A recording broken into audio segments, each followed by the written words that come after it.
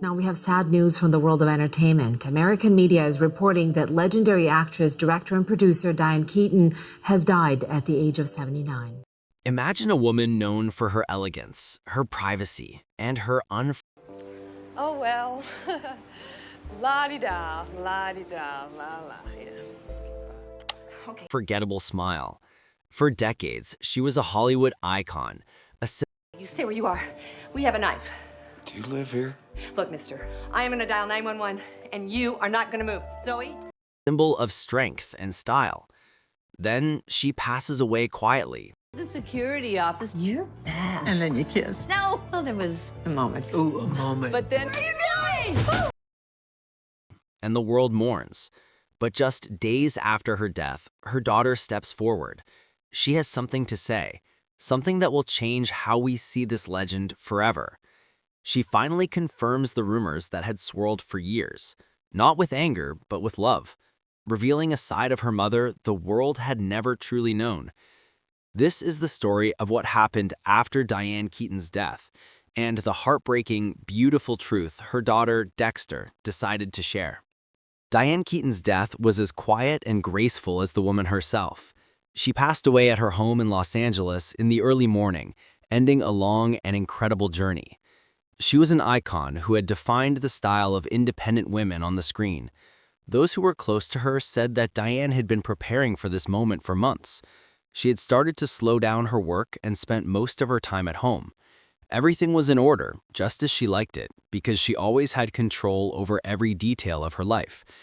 Family sources say that in her final days, she was very calm. She wrote in her journal every morning, reread her old manuscripts, and often talked about the things in her life she had left unfinished. She kept to a familiar routine. "I still have to do something every day, otherwise I feel invisible," Diane had said in a recent interview. That phrase now seems like the perfect farewell, a reflection of a woman who never, ever stopped. In her final months, she finished recording a song called First Christmas and did her final work on the movie Summer Camp, which would be her last film. Colleagues on the set described her as still full of energy and very precise about every little detail, even though she sometimes needed to rest for longer periods. There was no sign that Diane was afraid of death. She saw it as a natural part of life. An assistant remembered that her last session took place in the soft afternoon light, and that Diane left the studio with a smile, saying simply, "That's it, I'm satisfied." At the same time she was working, Diane also began to organize her personal things.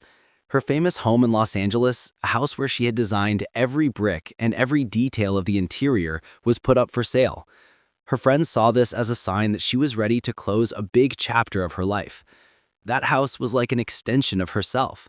When Diane decided to leave it, "I knew she was getting ready to go," a close friend shared. Besides selling the house, Diane spent days going through her notebooks, photographs, and handwritten letters that she had kept for many, many years. In her office, her eldest daughter, Dexter, discovered a box of files that was carefully sealed. On it was a note that said, "Open when Mom is in peace." Inside, there was a short handwritten message. It consisted of just one line: "All good things should be kept." That was Diane's final message, and it was also the key that led Dexter to her big decision, the decision to release the documents and recordings that no one had ever seen. People who worked with her in those final days described Diane as incredibly calm. She was no longer focused on fame. She gave all her attention to her 2 children and to finishing her personal projects. A producer who worked with her said that Diane didn't talk about the past. She just talked about getting things straight. She wanted to make sure she left no mess for anyone, both in her personal life and in her art. Even when her health was failing, Diane kept her habit of waking up early, putting on a white shirt and a fedora hat, making coffee, and sitting at her desk to read over what she had written. That simple action showed her true personality: disciplined, private, and steadfast. Close friends remember that image clearly from her final weeks. Diane was quiet, but her eyes were still bright, and she still paid close attention to every single word in her manuscripts. From that moment, a new journey began, the journey to unlock Diane's spiritual legacy, where her words, sounds, and memories were pieced together to form the complete story of a woman who lived her life to the fullest through her art. After the funeral, Dexter began the task her mother had entrusted to her. In Diane's office, hundreds of files were neatly arranged. Every envelope was sealed. Every notebook had a number. Among those papers were Diane's own handwritten instructions. They were brief. "This is what remains of me. Let it be read properly." No one knows exactly how long she had been preparing this, only that everything was arranged with great care, as if she knew her time was coming. Dexter spent many days reading the pages, comparing notes, and listening to tape recordings that were stored with them. The content showed a very thoughtful Diane, writing about what it was like to slow down after decades of constant work. She talked a lot about her health, about feeling tired all the time, but she was never pessimistic. In one recording, Diane says softly, "I used to live in noise, and now I need quiet to remember things." It sounds like a preface to the final chapter of her life. The pages showed the mark of a true artist. Diane described her struggle with an eating disorder when she was a teenager, how she overcame her fears about her body, and how she found her confidence again in middle age. She wrote in detail about her experiences with doctors, her minor surgeries, and how she learned to accept her changing body. Everything was written in an honest voice, with lines that showed her strength. "Beauty is never outside. It's about daring to continue," Diane wrote on a page dated near the end of her life. Dexter discovered a manuscript that was thicker than the others. It was titled Second Thoughts. This was a project Diane had cherished for many years, a memoir she wanted to publish after her first one. The manuscript was made up of short stories describing her true feelings about being a single mother, about facing old age, and about looking back on her life's journey. In it, Diane wrote about her 2 children with simple, clear pride.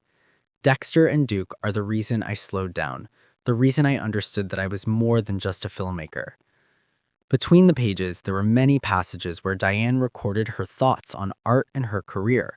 She talked about the role of women in cinema and about the effort it took to keep her own voice in an industry that could be very harsh. One important part that Dexter chose to read at the memorial service stated, "I don't want to be remembered for the roles I played. I want to be remembered for daring to live truthfully in every decision I made." This statement quickly became the focus of the ceremony, and it made everyone there understand more clearly why Diane had left her entire spiritual legacy behind. Besides the manuscript, Diane had also kept many audio recordings from the last period of her life. The voice on the tapes is clear and calm. In one part, Diane says, "If anyone finds anything in these words, know that I really tried." In another part, she smiles slightly when she mentions her work. "I never thought I was good enough, but maybe that is what kept me working." These words show the strength of a woman who devoted her whole life to art. Besides her personal writings, Dexter also discovered hundreds of photographs that had never been published. Most of them were behind-the-scenes shots, or simple, everyday moments, photos her mother had taken of friends and colleagues. Diane had written short captions on the back of each photo, usually just the date and a brief comment. This simple way of note-taking was classic Diane, the method of someone who lived inside a creative mind. Dexter collected all these photos, kept them in the family archive, and plans to publish them in a special commemorative book one day. From here, the journey to look back at Diane's entire career unfolded, taking us to the most brilliant period of her life, the time when she shaped her identity and left a deep and permanent mark on the history of cinema. Diane Keaton is one of those rare people who can be associated with many different stages of American cinema. From her youth until her 70s, she maintained her own unique place by always choosing different roles, staying loyal to her own style, and never repeating herself. Her career was built on discipline and a strong artistic instinct, which made her an icon that went far beyond just acting. From the very beginning, Diane did not choose the safe path. She once said, "I want to be someone that the audience cannot predict." This statement later became the guiding principle for her entire career. Every film she was in reflected a different stage in her own life, from innocence and confusion to maturity and independence. What people in the movie industry admired most was the way she mixed humor with deep emotion, always making her characters feel real and close to the audience. The biggest turning point in her career came when she took on the lead role in Annie Hall. The film not only won her an Oscar, but it also turns the name Annie Hall into a pop culture icon. The loose-fitting shirts, the wide-leg pants, the ties, and the fedora hats created her famous menswear style, starting a fashion trend that lasted for decades. Many magazines at the time described Diane as a woman who dared to dress her own way. A strong, free, and different image. After this huge success, Diane did not stop. She did not stick to one type of role. She continued to try a series of characters with complex, deep emotions. In Reds, she transformed into a female journalist committed to her work on the battlefield. And in Baby Boom, she played the image of a modern woman taking care of her child, working, and still keeping her own identity. These films made Diane the face of a new generation of women. Confident, decisive, but still full of real emotions. Diane once shared, "I always want women on screen to have their true voice." That point of view is clear throughout her career. She never hesitated to refuse roles that were just there to make the male lead look good. Instead, she chose scripts that focused on the inner journey of a woman. This made Diane a pioneer for many actresses who later wanted an independent image. Besides acting, Diane also stepped into directing and producing. With films like Heaven and Unstrung Heroes, she expressed her own perspective, focusing on themes of memory and family. Her way of telling a story was considered close, direct, and easy for the audience to connect with. On top of that, she also worked on photo books, wrote memoirs, and was always involved in projects about architecture and photography. All of this shows that Diane was not just an actress. She was a multi-talented creator, always looking for new ways to express herself. The special thing about Diane's way of working was her incredible meticulousness. Colleagues once said that she read every single line, carefully noted the emotions of each sentence, and would even change small details to make the characters' feelings more real. This way of working helped Diane show authenticity, making the audience believe that everything her character experienced was true. A director once said, "Diane does not act, she lives each scene."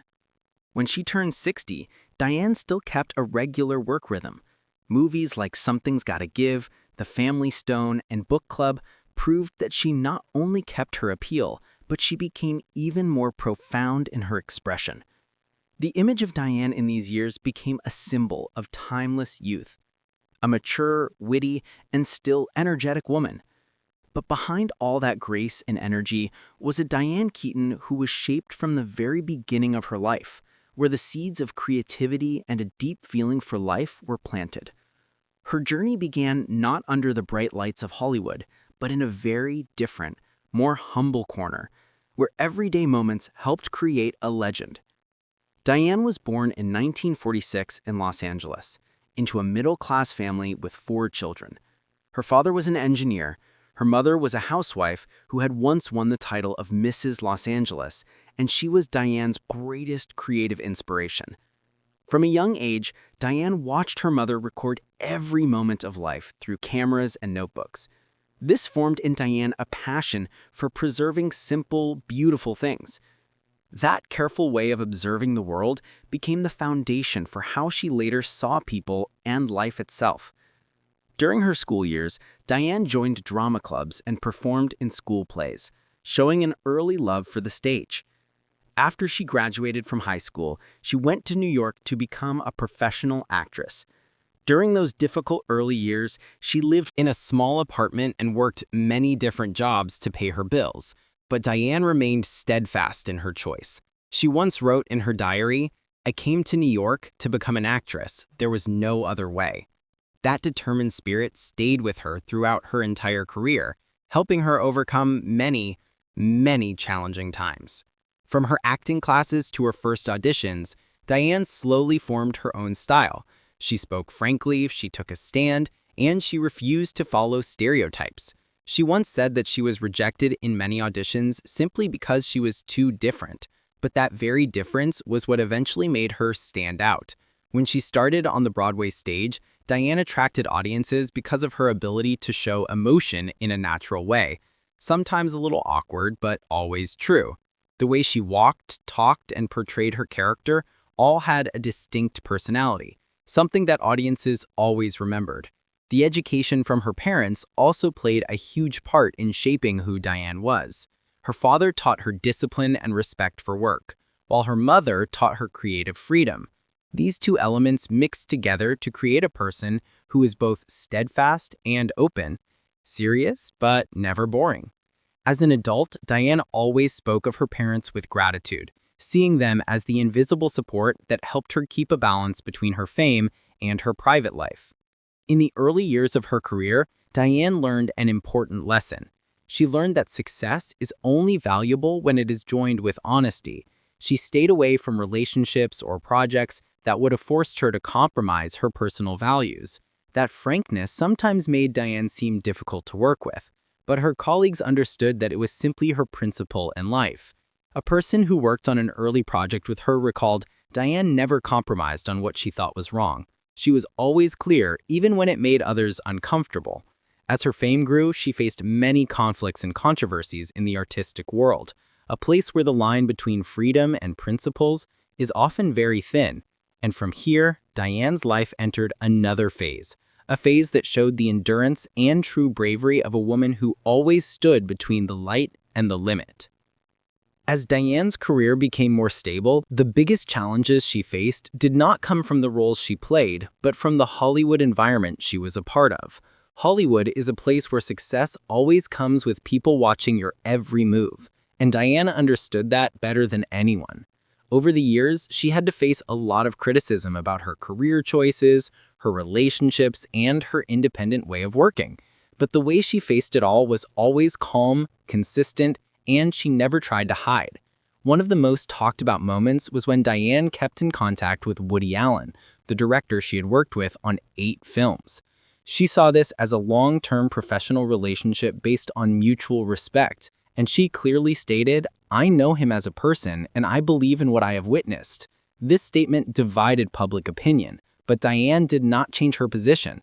She believed that protecting someone she had worked with for so long was a personal choice that came from her principles of loyalty and trust in her profession. People who worked with her at that time said that she kept a normal attitude, did not get involved in public debates, and only focused on doing her best in her role and her projects. It wasn't just in professional relationships that Diane faced pressure. She also had to deal with Hollywood's strict standards for image.